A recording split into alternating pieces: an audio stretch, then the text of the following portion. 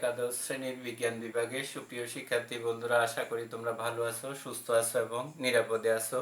আজকে আমরা একটা নতুন অধ্যায়, আমাদের যে 2022 সালের এইচএসসি পরীক্ষার সংক্ষিপ্ত সিলেবাস, তার মধ্যে আমাদের এই প্রথম পত্রের ষষ্ঠ চ্যাপ্টারটা অন্তর্ভুক্ত আছে, যেটা হচ্ছে আমাদের গ্র্যাভিটেশন অ্যান্ড গ্র্যাভিটি, অর্থাৎ মহাকর্ষ ও অভিকর্ষ। তাহলে দেখো শিক্ষার্থী বন্ধুরা, প্রথম প্রশ্ন হচ্ছে what is gravitation and gravity, অর্থাৎ মহাকর্ষ ও অভিকর্ষ কি? এই মহাবিশ্বের যে কোনো দুইটি বস্তু কণার মধ্যে যে পারস্পরিক আকর্ষণ বল, তাই হচ্ছে মহাকর্ষ। এই মহাবিশ্বের যে কোনো দুইটি বস্তু কণার মধ্যে যে পারস্পরিক আকর্ষণ বল, তাই হচ্ছে মহাকর্ষ। দ্যাট মিন্স একটা গাছের দুইটা আমের মধ্যে যে পারস্পরিক আকর্ষণ বল, তাই হচ্ছে মহাকর্ষ। আর অভিকর্ষ হচ্ছে পৃথিবী এবং পৃথিবীর উপরস্থ কোনো একটা বস্তুর মধ্যে যে পারস্পরিক আকর্ষণ বল, তাই হচ্ছে অভিকর্ষ। অর্থাৎ আমাদের একটা আম এবং পৃথিবীর মধ্যকার যে আকর্ষণ বল, তাই হচ্ছে অভিকর্ষ। তাহলে শিক্ষার্থী বন্ধুরা, এই মহাবিশ্বের যে কোনো দুইটি বস্তুর মধ্যে যে পারস্পরিক আকর্ষণ বল, তাই হচ্ছে মহাকর্ষ। আর পৃথিবী এবং পৃথিবীর উপরস্থ কোনো বস্তুর মধ্যে যে পারস্পরিক আকর্ষণ বল, তাই হচ্ছে অভিকর্ষ। এখন হচ্ছে পরন্ত বস্তুর গ্যালিলিও সূত্রগুলো বিবৃত ব্যাখ্যা করো। আমরা গতিবিদ্যাতেও পড়ছি, আমি আরেকটু তোমাদের উল্লেখ করে দিচ্ছি। পরন্ত বস্তুর ক্ষেত্রে আমাদের গ্যালিলিও তিনটা সূত্র আছে। প্রথম সূত্রটা হচ্ছে স্থির অবস্থান হতে বিনা বাধায় পরন্ত আমাদের সকল বস্তু সমান সময়ে সমান পথ অতিক্রম করবে। স্থির অবস্থান হতে বিনা বাধায় পরন্ত সকল বস্তু সমান সময়ে সমান পথ অতিক্রম করবে। দ্যাট মিন্স আমরা যদি একটা বায়ুশূন্য স্থানে একটা পাখির পলক এবং একটা পাথরখণ্ড উভয়টাকে যদি আমরা বিনা বাধায় ওই যে একই উচ্চতা থেকে ফেলে দিই, তখন এটা একই সময়ে আমাদের কি ভূমি স্পর্শ করবে। এই সূত্রের আমাদের সিগনিফিকেন্সটা হচ্ছে এটা। দ্বিতীয় সূত্রটা হচ্ছে যে আমাদের এখান থেকে দেখো, স্থির অবস্থান হতে বিনা বাধায় পরন্ত বস্তুর যে কোনো সময়ে অর্জিত বেগ হচ্ছে সময়ের সমানুপাতিক, অর্থাৎ b is proportional to t। তাহলে আমরা অঙ্ক করতে এটাকে v1/t1 is equal to v2 divided by কত t2 লিখতে পারবো। অর্থাৎ এটা হচ্ছে যে এই স্থির অবস্থান হতে বিনা বাধায় পরন্ত বস্তুর যে কোনো সময়ে অর্জিত বেগ বা প্রাপ্ত বেগ ওই সময়ের সমানুপাতিক। দ্যাট মিন্স আমাদের b is proportional to t অঙ্ক করতে আমরা এটা ইউজ করতে পারবো। আর 3 নাম্বার সূত্র হচ্ছে পরন্ত বস্তুর গ্যালিলিও 3 নাম্বার সূত্র হচ্ছে স্থির অবস্থান থেকে বিনা বাধায় পরন্ত কোনো নির্দিষ্ট সময়ে যেই দূরত্ব অতিক্রম করে, কোনো বস্তু নির্দিষ্ট সময়ে যেই দূরত্ব অতিক্রম করে তা ওই সময়ে বর্গের সমানুপাতিক। স্থির অবস্থান হতে বিনা বাধায় পরন্ত বস্তুর 3 নাম্বার সূত্রে দেখো ম্যাথমেটিক্যাল ফর্মটা কীরকম। স্থির অবস্থান থেকে বিনা বাধায় পরন্ত বস্তুর অতিক্রান্ত দূরত্ব ওই সময়ের বর্গের কি সমানুপাতিক। অর্থাৎ আমরা যদি এটাকে করি, দ্যাট ইজ অর্থাৎ h1/t1 square is equal to s2 divide by কত t2 স্কোয়ার। এটা হচ্ছে পরন্ত বস্তুর ক্ষেত্রে আমাদের গ্যালিলিওর তৃতীয় সূত্র। শিক্ষার্থী বন্ধুরা, এখন তাহলে আমরা 3 নাম্বার প্রশ্নটা দেখো, নিউটনের মহাকর্ষ সূত্রটি বিবৃত ব্যাখ্যা করো। নিউটনের মহাকর্ষ সূত্রটি একটি দেখো, ওইগুলা তোমরা এসএসসিতেও পড়ছো, আমি বলতেছি কারণ অঙ্ক করতে হবে। এই যে দেখো, আমরা m1 m2 পরে দুইটি বস্তুকে পরস্পর হতে স্বল্প দূরত্বে, দ্যাট মিন্স এখানে আমি r দূরত্বে স্থাপন করলাম। তো তাদের মধ্যকার যে পারস্পরিক আকর্ষণ বল বা মহাকর্ষ বল, সেটাকে আমি এক দ্বারা সূচিত করছি। মহাকর্ষ বলের নেচারটা হচ্ছে সবসময় অ্যাট্রাকটিভ, আকর্ষণধর্মী। তাহলে আমাদের নিউটনের মহাকর্ষ সূত্র হচ্ছে এই মহাবিশ্বের যে কোনো দুটি বস্তুকণা একে অপরকে যেই বলে আকর্ষণ করে তা বস্তুকণা দ্বয়ের ভরের গুণফলের সমানুপাতিক when আমাদের r is constant, মানে r যখন ধ্রুব, আর তাদের মধ্যবর্তী দূরত্বের বর্গের ব্যস্তানুপাতিক। এটা বিপরীত বর্গের সূত্র মেনে চলে যখন আমাদের when m1 আমাদের m2 কি কনস্ট্যান্ট।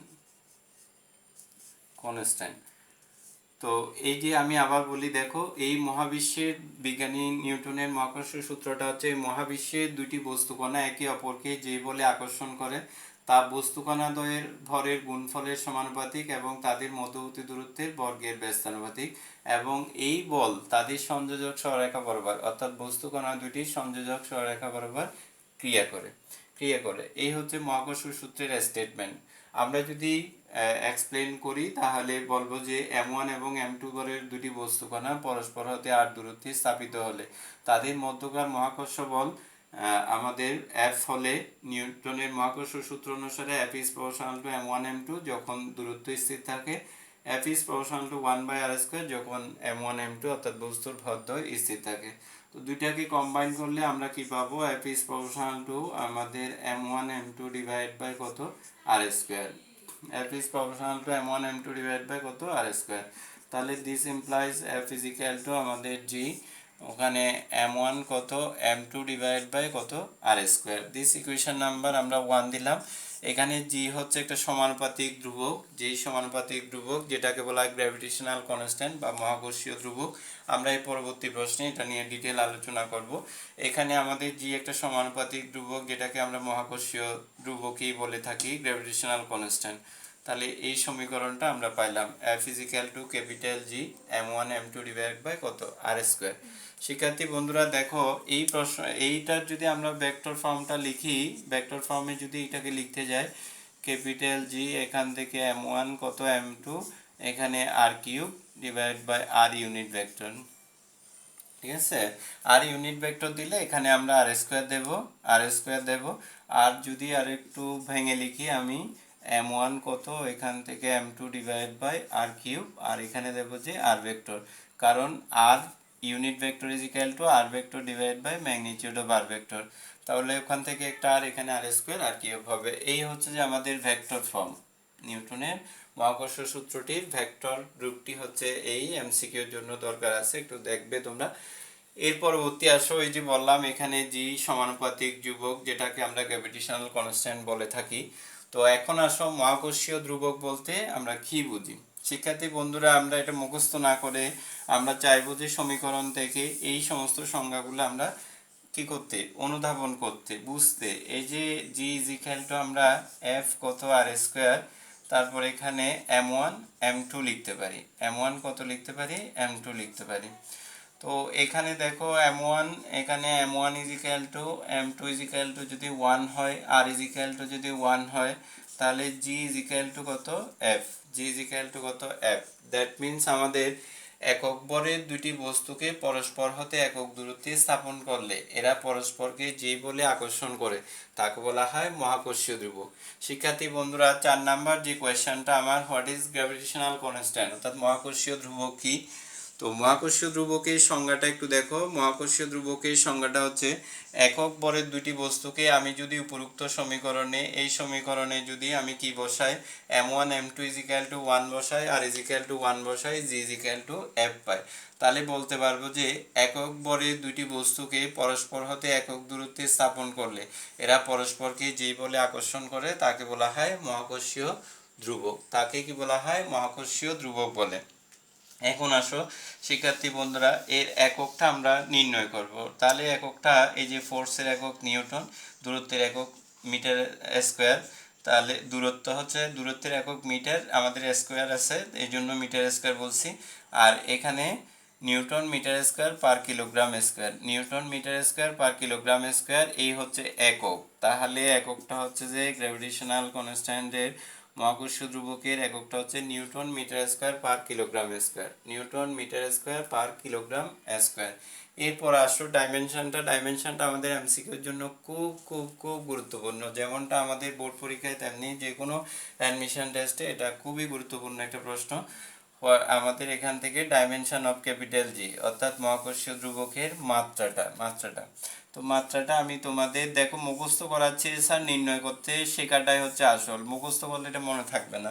আমরা ফোর্সের মাত্রা M L T to the power -2 জানি, দূরত্বের জন্য কত এল আর বর্গ আছে এল স্কোয়ার হবে, এখানে কত এম ইন্টু কত এম, এম একটা আমাদের চলে যাবে, তাহলে এখানে কত আমরা পাবো যে L cube M inverse T to the power -2, L cube M inverse T to the power কত -2, L cube M inverse T to the power -2।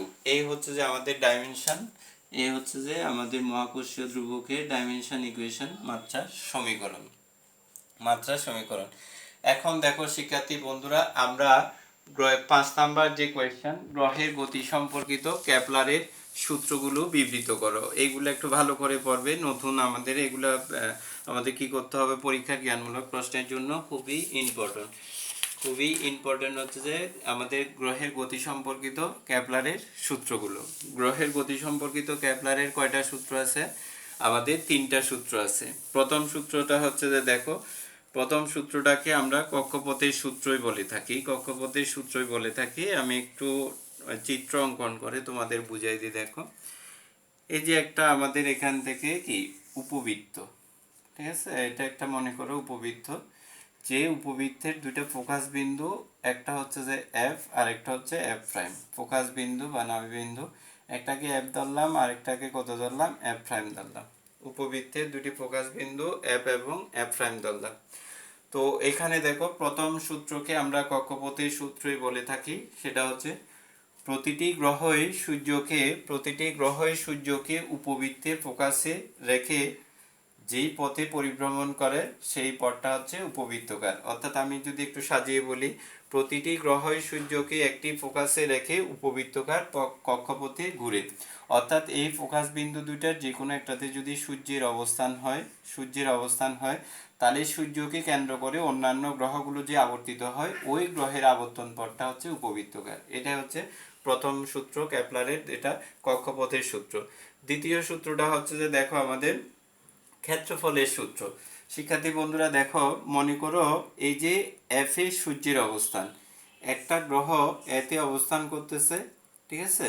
এটা টি সময় পরে মনে করো এই সূর্যকে কেন্দ্র করে, অর্থাৎ এফকে কেন্দ্র করে এর থেকে বিতে গেল কত সময়ে, টি সময়ে। কেমন, টি সময়ে।